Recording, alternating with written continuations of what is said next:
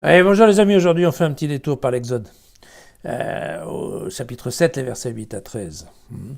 On se souvient que donc, Moïse et Aaron ont d'abord eu un peu de mal, mais qu'ils ont réussi à convaincre le peuple, qu'ensuite ils sont allés voir Pharaon, et que Pharaon les a envoyés balader d'une part, et d'autre part a augmenté la corvée du peuple en leur demandant d'aller chercher eux-mêmes la paille qu'ils utilisaient pour faire les briques.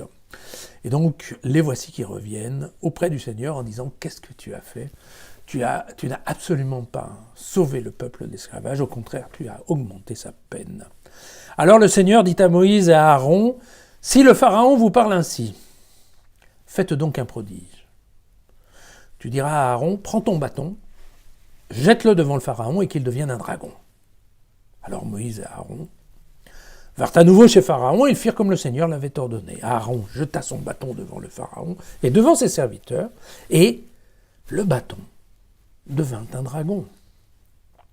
Mais de son côté, le Pharaon appela les sages et les enchanteurs, et ces magiciens d'Égypte firent la même chose avec leurs sortilèges.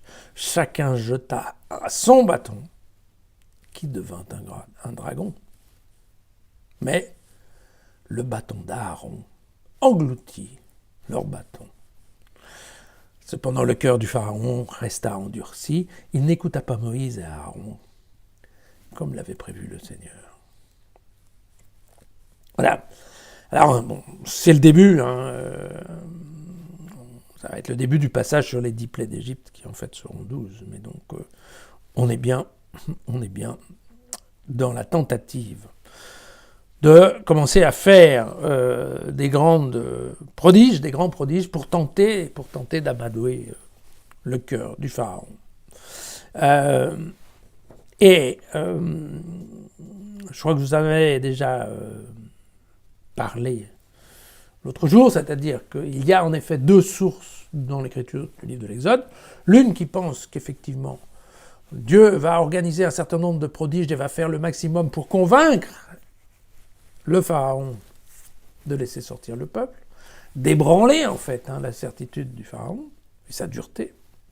Et puis il y a une autre option un peu plus tardive, sacerdotale, qui est que Dieu, c'est le Dieu lui-même qui va endurcir le cœur de Pharaon de telle manière à ce que Dieu soit obligé de démontrer par un certain nombre de prodiges qu'il est le plus fort. Voilà.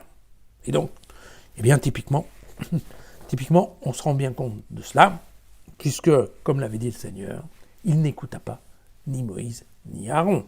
Voilà.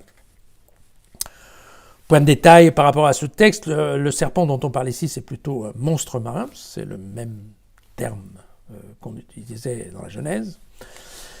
Il est attesté qu'effectivement les pharaons de l'époque avaient autour d'eux une cour de mages, de magiciens, de pseudo-savants, d'astronomes, de gens qui étaient là pour, supposément, aider, donner des conseils au pharaon pour prendre ses décisions. Donc voilà, et de fait, le texte ici reconnaît l'existence de tels sages à la cour égyptienne. Mais, donc dans ce premier essai, on peut dire que l'essai n'est pas transformé. Voilà, à demain.